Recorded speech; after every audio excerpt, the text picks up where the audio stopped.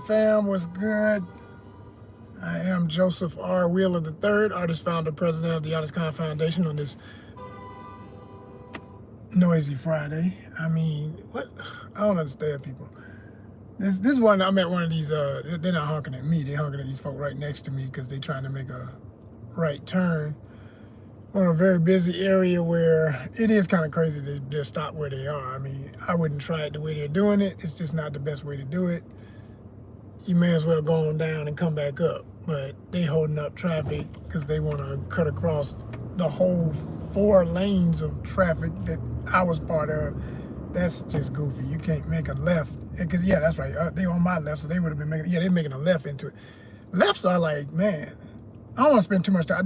Today's topic is not traffic, okay? But just since it was relevant to the moment, I figured I'd elaborate. You know what I mean? No, man, them left turns. You know, I think I read and heard, and then I think I remember hearing this when I was actually had a few jobs with the brown shield, so to speak, yellow letters, brown shield. Y'all know the company. And they said that when drivers in the big, what they call a car, they don't call it a truck, they call it the car, are making any turns, they cannot make a left by law. By the law of the company. They don't want them making any lefts. They avoid lefts at all costs. I think if they make a left, I don't know what the penalty is or whatever, but it's just like, what was your excuse for having to make a left? You know, don't make no lefts. I don't care how far you got to go around. I don't care which way you got to turn and which way. No lefts. Because the sad part about lefts is that, you know, it's always typically incoming traffic. So that's what that is. But anyway, how can we metaphorically make that relate? We trying to make a turn, y'all. We trying to make a turn right now on ONYXCON. As every day we making turns. I just turned over a new leaf with some new shades. Y'all see these? Y'all like them? I like them. I think they're really cool. You know what I'm saying? But oh man, somebody's saying what's up, but I don't know if they call themselves. It's weird. Weird. Don't get yourself blocked for life. Please don't. I don't know if you meant to write what you wrote, but it don't look right. Don't look right at all. The first part, the first word, yeah, okay. The second word, who is that? Who is that? What you talking about? Lord have mercy. Anyway, I don't know. You talking about what? I'm talking about what you wrote. Simple and plain. You wrote it. Anyway, we don't do trolls. I don't know. Maybe I'm starting to realize a lot of these folk are kids, man. I don't understand who these parents are out here that let these kids get online and talk to grown folk. That's some real dangerous. That's dangerous, y'all. It's dangerous enough for adults to be acting the fool, but when it's kids, man, dang, what's wrong? What kind of parenting are y'all doing? Like, do y'all even know what your kids are doing right now? Do you know they on the phone and on the tablet that they ain't supposed to be looking at no grown folk stuff? This is grown folk. My channel has stuff that kids would like, but I always say, unless you over their shoulder looking at it with them, it ain't for them. You know what I'm saying? It ain't for them. And I just realized why. I'm not gonna say I'm at fault. I'm just gonna say, what do you expect to myself? I didn't have my I didn't have my shields up, as I say in Star Trek terms. I had no shields up. I'm out here just letting y'all say whatever, and I don't do that. And I was wondering why there were so many people looking and they're not leaving. Because see, they'll hang around when they think they can talk and say anything, but when you give a limit to who can talk, oh, they don't like that. That'd make them dive off I hope they jump off a cliff. I really do. You know what I'm saying? You know what I'm saying? But anyway, for all my real people who understand, I do see a couple of comments that make it seem like there's a couple of real ones in the building. So if you're a real one out of these 8 looking right now, we got 2 thumbs up. We ought to have 8 to say that we got 8 strong up in here. I sure hope so. Let's get to even now. I like whoever's looking to match the thumbs up. That let me know you trying to be real with the monetization nation here at ONYXCON. And as soon as I say something like that, I always know. Then you find out who's real and not, because they start dropping off. So let's get on down to 0 if you ain't, because I could care less. You know, all I want is the real. That's all we deal with. That's all we deal with. Truth and real ass people, you know. Happy Friday to all the real ones. So, I don't know if anybody here who is already a part of the monetization nation, already a subscriber, has seen the latest videos I put out. And I hope y'all watch more than just the shorts, because a lot of y'all addicted to just shorts and lives. That's fine. I want y'all to watch everything. But if you're watching everything, you got to watch the long ones too. You got to rock with us the long way. You got to see the long videos, the videos, you know. And this was not that long. I've learned, don't make any video too long still, because people's patience tolerate whatever. People don't have no damn, yeah, I don't know. If I'm gonna watch something, I'm gonna watch it. Even if I gotta come back to it, I'm gonna finish it. But that ain't the era I'm living in. I'm in all these other folks' era, so, and even some folk my age are infected with the hyper disease of thinking that they gotta scatter across things and actually think they're gonna remember a storyline or a point to anything. It's like you filling your cup with too much all at the same time. And social media is meant to do that, but you've got to be your own filter every day. And I'm saying this as I'm in it. I make content, so I understand what it, and I make multi-niche content. So if you're watching me fish one day, I might be traveling the next day. I might be talking about the travel the other day.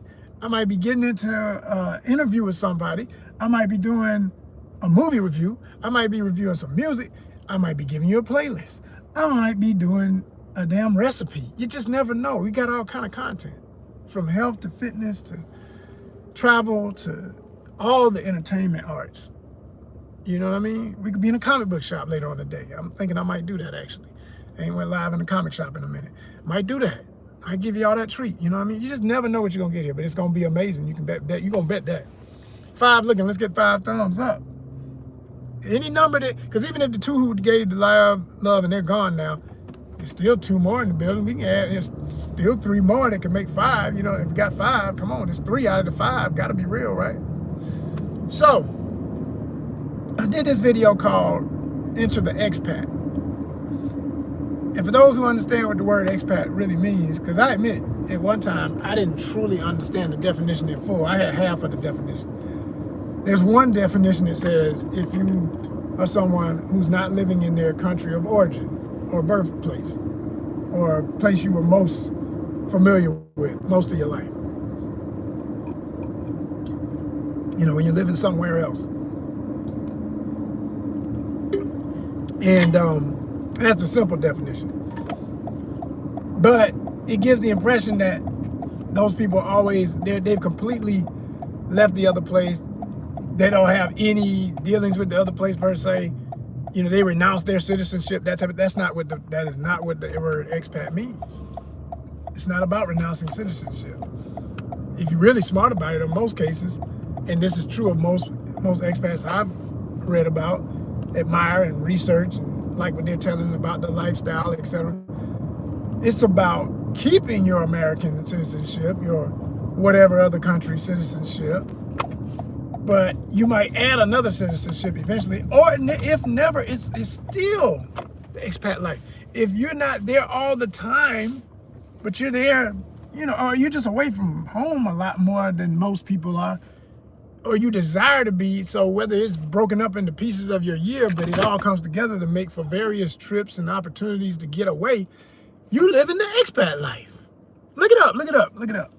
It's gonna say what I'm saying in more words, you know, simpler words. I'm getting more elaborate and decorative. But the bottom line is, whether you are permanently somewhere away from your place of origin or occasionally away because you most enjoy being abroad, then you're an expat, or you can call yourself one. Alrighty, y'all. Back again, we're back in, as we say in the film biz. Tell a friend, we're back in. I did a lot of PA work, production assistant work, so we used to yell that all the time. After every lunch,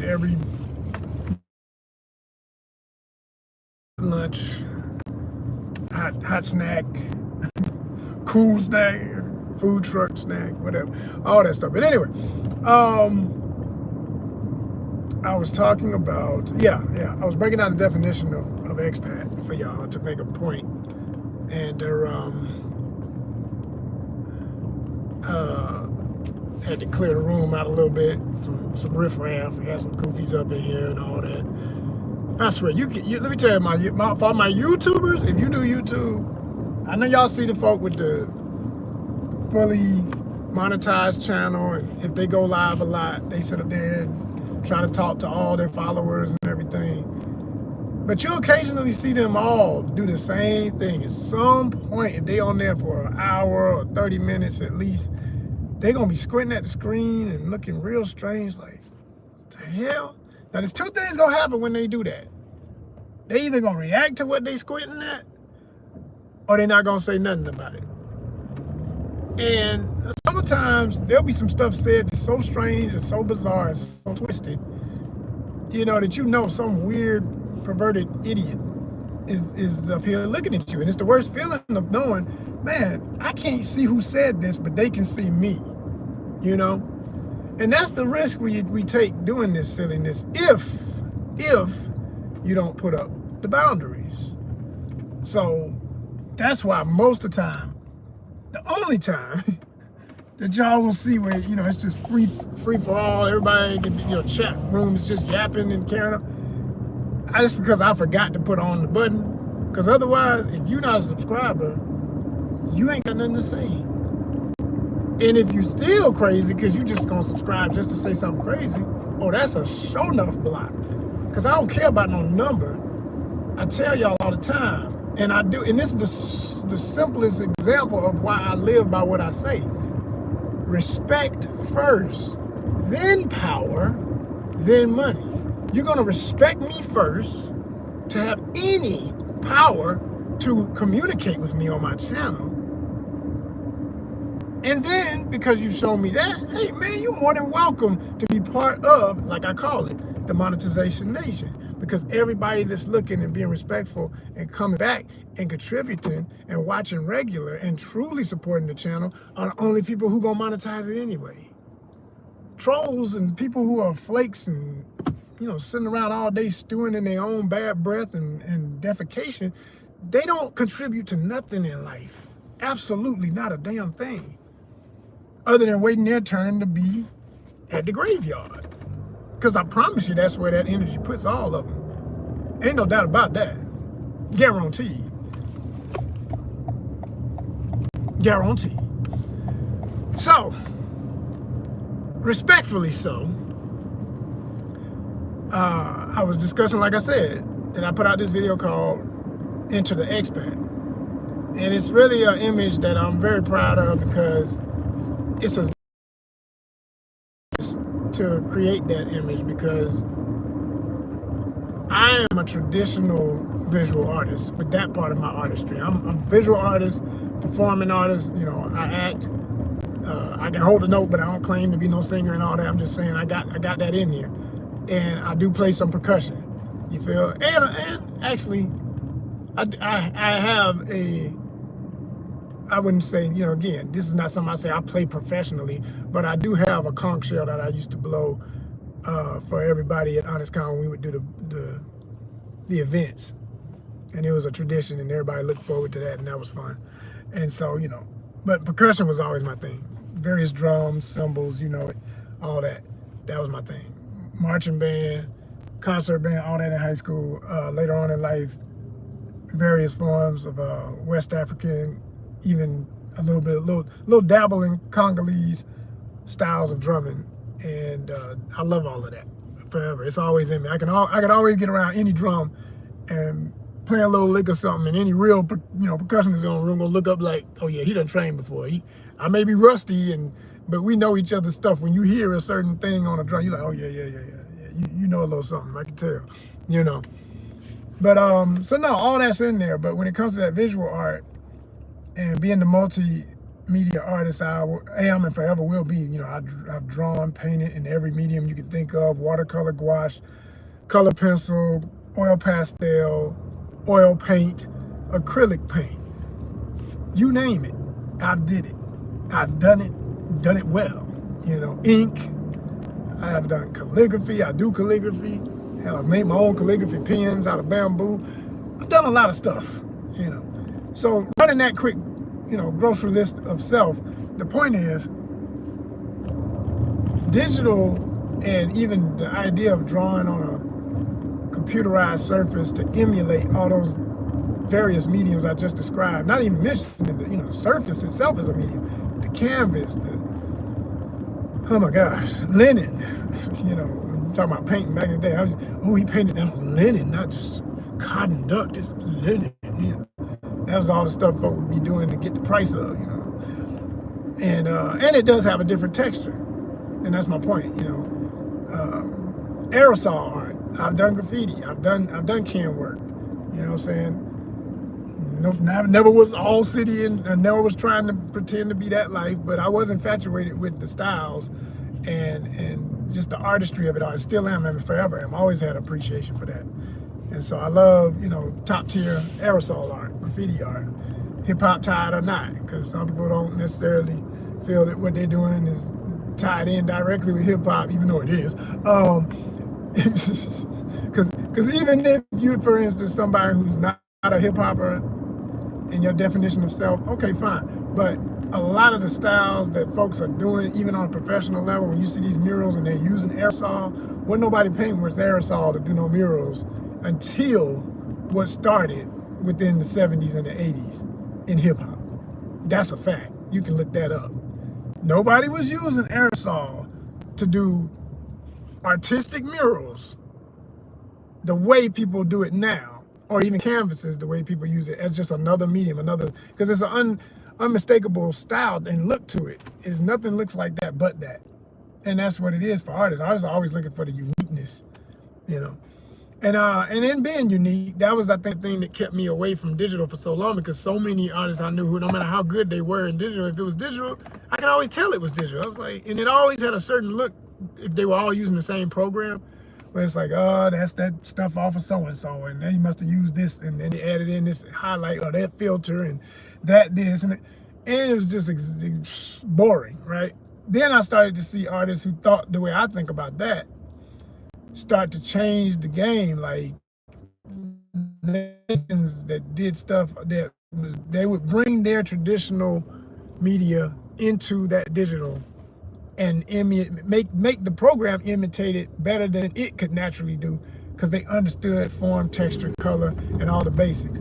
I heard an artist who's a traditional artist recently say in an interview, and he was a comic book artist, and he was breaking down how older black man, I can't remember, I wish I knew his name, master artist, who was saying, he said, man, you gotta know how rules work to break the rules. The old traditionals, that's all the stuff we all grew up on if you had any real art training.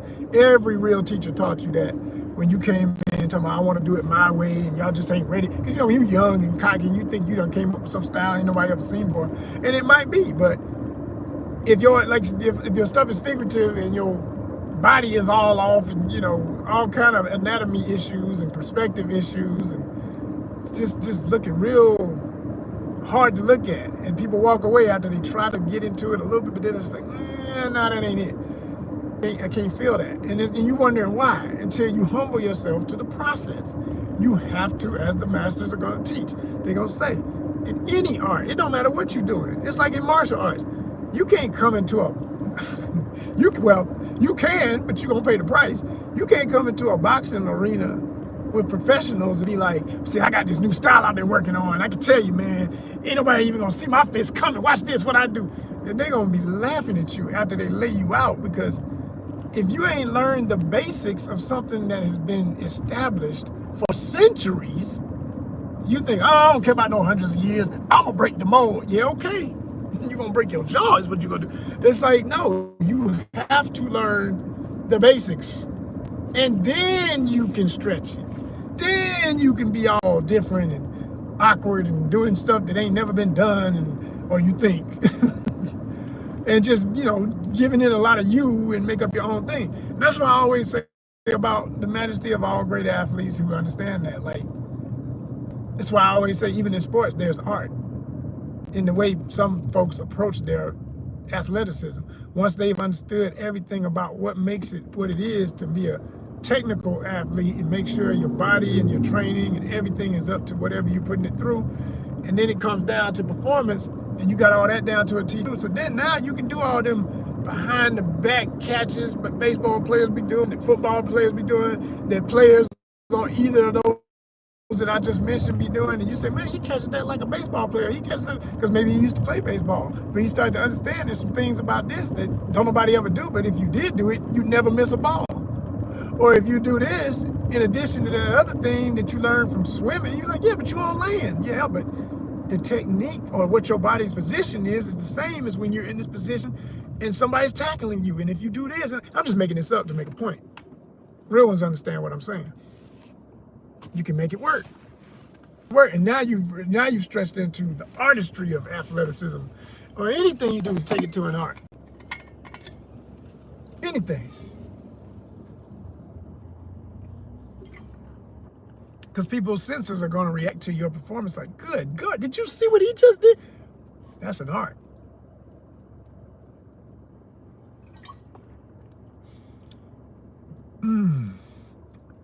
Hold on, y'all, that water's too good right now. That means you're dehydrated, you need more. I'm gonna have to get me some more water. So, you know, with this whole thing of this image that I'm telling y'all about that I did,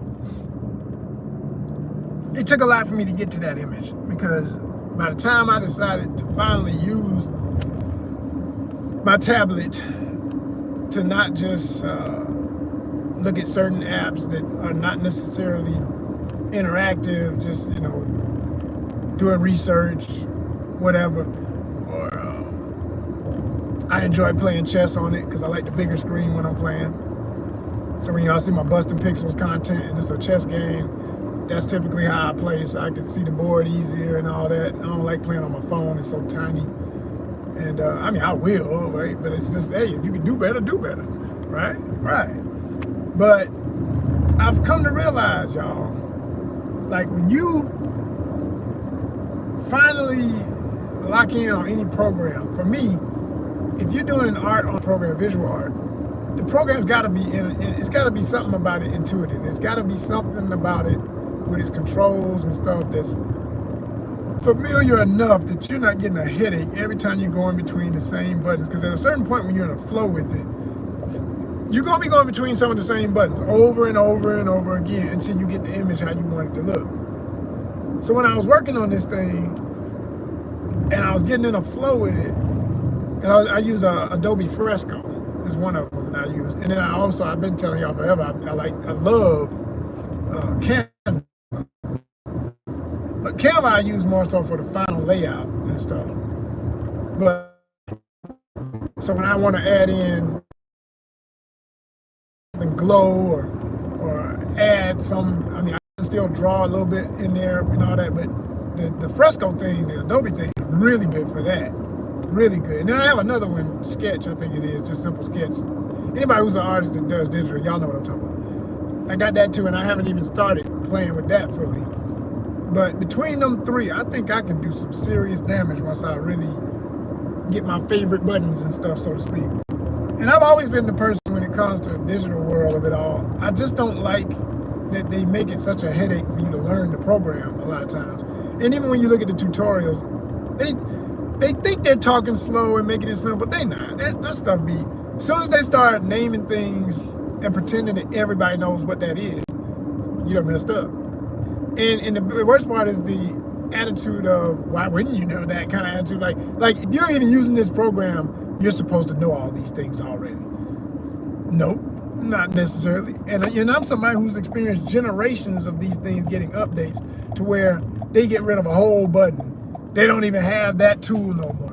They don't even have, or the tool that used to be that tool you loved is now under another button, and you looking around for it thinking it ought to be where you remember it being, for instance, in Photoshop, and now it's part of a whole nother, and you're like, golly, man. But that's the kind of stuff hey, it's theirs. They're gonna do whatever they want with it, and if you're a customer, you're gonna have to deal with the stuff and work within it, right? So I always love when I can find something that's simplified. And I will say that Fresco is a little bit of a lot more simplified than straight up Photoshop, even though I do miss some things about straight up Photoshop. If they would bring in the ability to do all the tech stuff you can do in Photoshop, oh, I'd be on fire then. And not just for text, just for objects in general. Because my biggest pet peeve with Photoshop used to be like, I love doing borders and embossments and embellishments to my lettering and everything. And when I get something that I could do a gradient, I love gradients. Like with Canva, you got a few gradient abilities, but I haven't figured out how to do it the way I used to do it in Photoshop within there, because it's different buttons. So, this is the kind of mess I'm talking about how you make it so convoluted. 3 in the building, 3 thumbs up. Man, I appreciate y'all. Look, I hate to put y'all on pause, but I'm gonna be right back. If you want something to do for about 2 minutes. All right. All right. Oh man, we got some loyal people in the house. I appreciate y'all. Y'all waited on me to come back. Y'all too cool for that. I sure hope y'all are subscribers. I need people like y'all. Y'all my type. That's my type of peoples. Let me see though. Oh man. It's about to pour down out here, y'all. It's about to be one of them rainy Fridays. I don't know why I'm acting like that's such a big deal. Just giving y'all drama, because every day it damn rain. It's been the rainiest year. For real. I think that's why the melon's been so good this year though. Just so much good water that man, they've been sweet, juicy, excellent watermelon.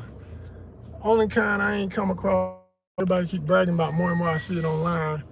People starting to talk about them, they're starting to become a trend, is the yellow meat. Because they're hard to find. You rarely come across the yellow. I've been meaning to go to this one outdoor, if you know Atlanta, you know what I'm talking about, but the Forest Park, it's the state farmers market for the whole state of Georgia. And they get stuff from everywhere. So I'm pretty sure if I'm gonna find it, I'm only gonna find it there, unless you come across somebody on the side of the road that's got the hookup, got all kind of connects to some direct farm or somebody in their family, whatever. This is brother, I don't know his name, but his whole content is about, he's smart. He's really promoting his business and at the same time health and fitness, because he's a big dude. He's like football player style. He actually built like a bodybuilder. This dude is pretty freaking huge. And him and his boys was in the gym one day, and he was showing how they all talking about, man, you still on that watermelon fast where all he was eating, that's it. He was just like water and melon. And he's like, that's what I'm doing for, I think he said 72 days or something. I was like, but I'm not one who's big on intermediate fast. Yeah, like life circumstantial. That's what I call that when people, I'm intermediate fasting. When I do that, it's called, circumstances. Yeah, I didn't eat till this time, so yeah, I guess that was intermediate. But I ain't fasting for shit. Man, please. I have to eat. I have to get it in. I have to keep my volume up for my, everything. Protein, everything I need when I need it. And I don't eat as big as I used to, but I will eat one big meal a day per se. Like today, I had some, I actually had the bass fillets from that classic catch that my dad did on video for y'all that I showed. And he's a master with knowing how to fillet and everything. So he got all the fillet out for me so I could eat that. And all the stuff you wouldn't need is still inside it and prepped just right to ice it down for that to be mounted. So we're gonna get it taxidermied one day. So for all the people who be talking about, do you eat what you get? Hell yeah, we eat it. Hell yeah, we eat it. And anybody who doesn't know that you can eat the flesh and don't have to, and still can mount the fish, like, what is more? This is what I laugh about people who are so idiots about what they don't understand because they've never had to acquire anything that they eat in their entire life. They go to a grocery store and they pray for it to be there. And when they have shortages, they realize how much they are just like their domesticated animals. Like most people are just like domesticated dogs. They say dogs are the worst. Cats are never fully domesticated. Unless you even if you take their claws out, unless you a real sicko and you took their teeth out too, a cat will survive. A cat will be like, well, okay, I'm mama, daddy, whatever y'all call yourselves. I ain't call you that, you know. But my people ain't coming home. All right, let me get out the window. I'll show you what's up. Let me get that next bird going by.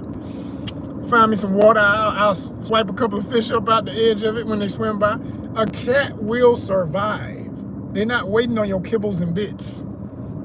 Say that again for the people in the back. They ain't waiting on your damn Alpo. They don't need you. They don't need you. They really don't. But the dogs, I'll never get a scientific report that unfortunately most dogs would not go in a crisis where humanity breaks down. They're always fantasizing about the Walking Dead and all this shit.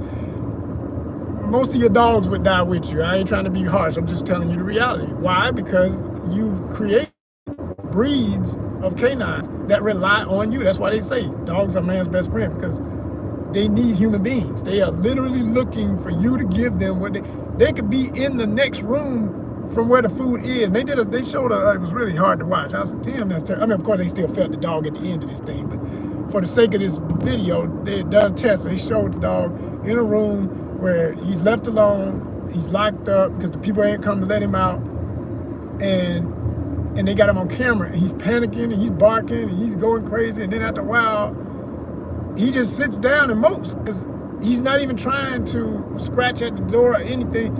Like, but the point was, that was like, you know, of course, if it was a really big, I forget what type of dog, it wasn't the biggest type of dog. Like, if it had been a damn St. Bernard or something, he would have tore that door down to get to the food on the other side. He could smell the food in the other room, but he's still waiting for somebody to open the door for him. So I'm saying a lot of people are like that. Most people are waiting for somebody to open the door for them. They will die of starvation rather than know how to at all times feed themselves. So the biggest, one of the many greatest blessings my parents gave me, they taught me various very, very functional survival skills. Learned how to swim when I was young, okay? Learned how to fish all my life and love it, so it's easy for me because I actually enjoy doing it. So, you know, yeah, it's recreational, but every time I catch something that I can eat if I need to, I'm harvesting, and nothing goes to waste. Because I'll tell you, there was a time when I was a little bit more wasteful of the stuff I don't eat. Okay, I don't eat the head. No, you know, some folk in other countries, man, please, they're going to eat the whole thing from tail to fin, everything. I get it. For certain species, do what you do. If you do, you do. I've eaten fish like that before, too.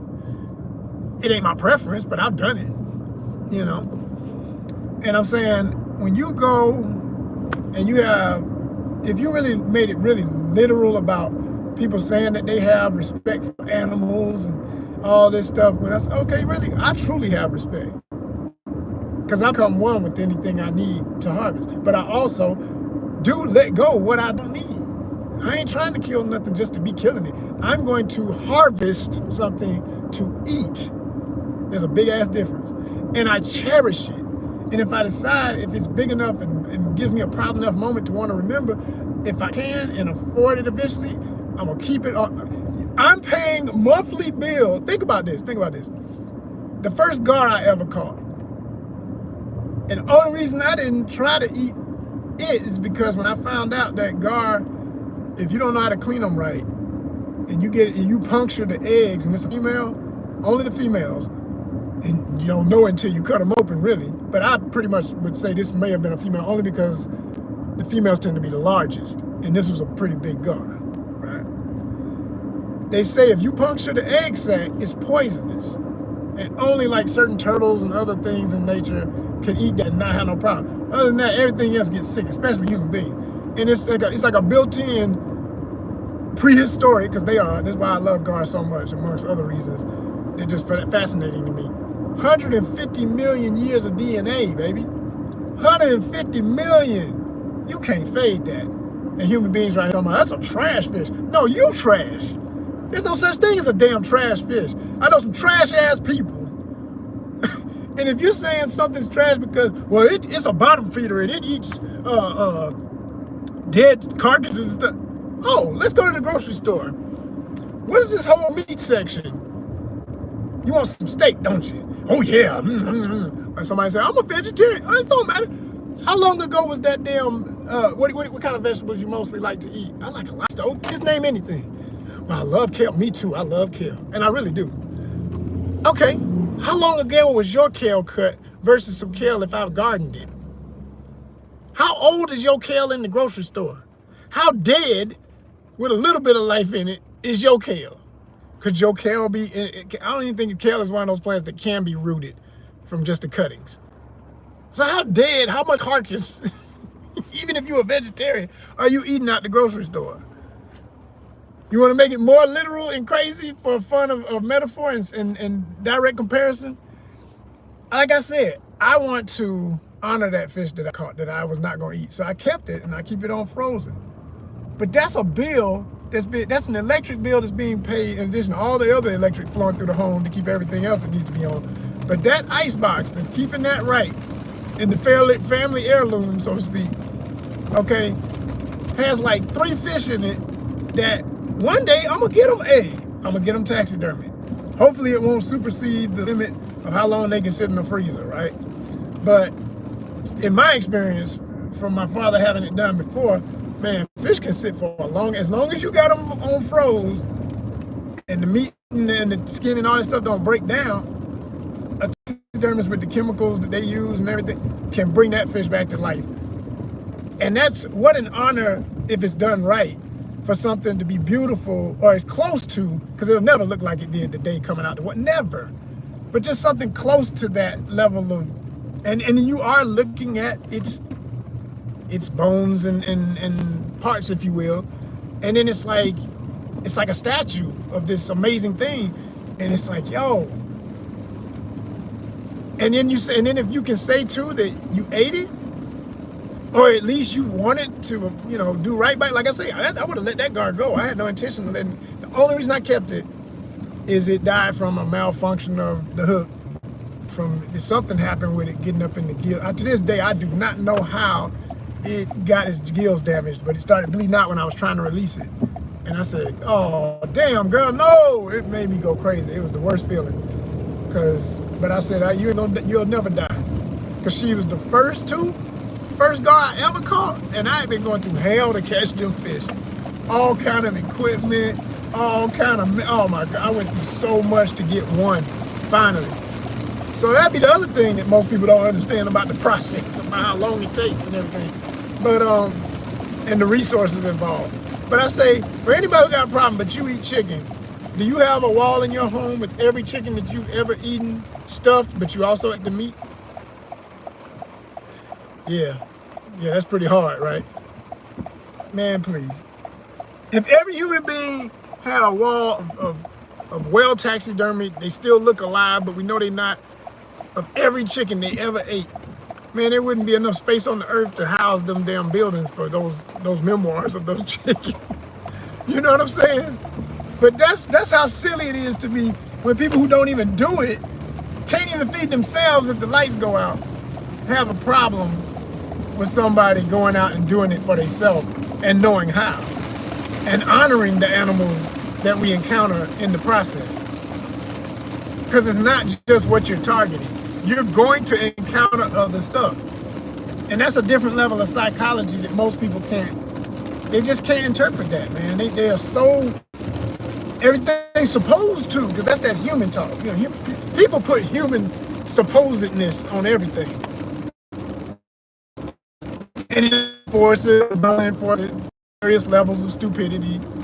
It leads to war, forces leads to conflicts, all kind of mess, just because people won't be honest from the damn first day and say, man, you know what?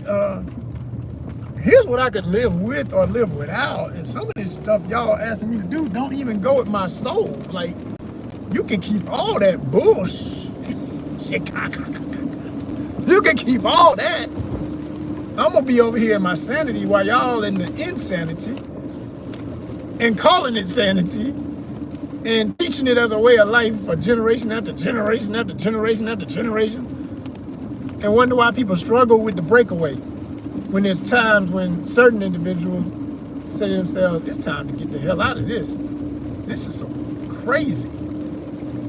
So that gets me back to, y'all saw that smooth segue? That gets me back to the expat conversation. And I tied in the fishing with it, with my image of my superhero character.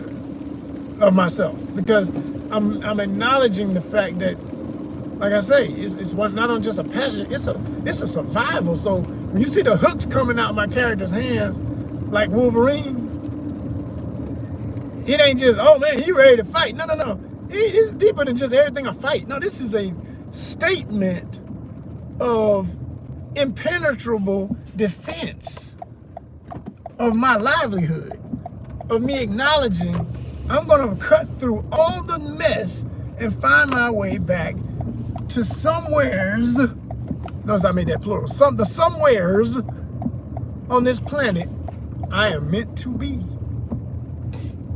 Not permanently necessarily. There's no such thing as permanence. I mean, not for me. I ain't, you know, in some instances, yes, but I'm saying I'm not trying to just like, you know, fall so in love with any country that if they had political fallout and crazy, like imagine being in Mexico City right now where all this protest going on, and you done been there for 10, 15 years in total peace, having no issues. You're not part of the problem. You don't have an arrogance. You're not treating people like they're beneath you or none of that nonsense. But you have noticed the ones who do. And in the back of your mind, you say, man, they're going to make it bad for every one of us that ain't about none of that attitude. You're going to have everybody looking at us cross-eyed after a while. Because every generation that go by, like, you know, me, I have some old friends that know you, and they know, now you got a new generation. They don't know you, and they just see you as just another one of them gringos. So then, now you got to consider getting the hell out. So like I say, I'm not unrealistic about any of this talk when I even talk about the expat concept. Because the first thing that comes to most American folks who have accepted depression as a way of life and want to defend it is they'll say, oh, you think it's any better than these other places? It ain't no better. They're going to treat you crazy over there too. They're going to do that. They're going to do that. And half of the stuff they're saying is not based on having no experiences. You'd be like, do you have a passport? I don't want no passport. I don't never want to leave the greatest nation in the world. Conversation over. Conversation over. Because you're obviously talking to somebody who's never experienced what life really is in any place on this planet other than what they think. How about they ain't even been outside their state most of the time, but they think they know